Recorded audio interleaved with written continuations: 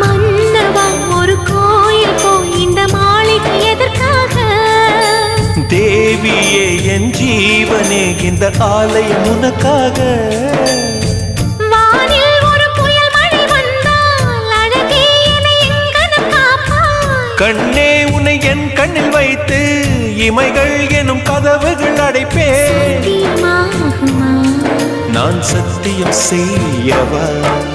தொடு தொடுவெனவே வானவில் என்னை தூரத்தில் அழைக்கின்ற நேரம். உவா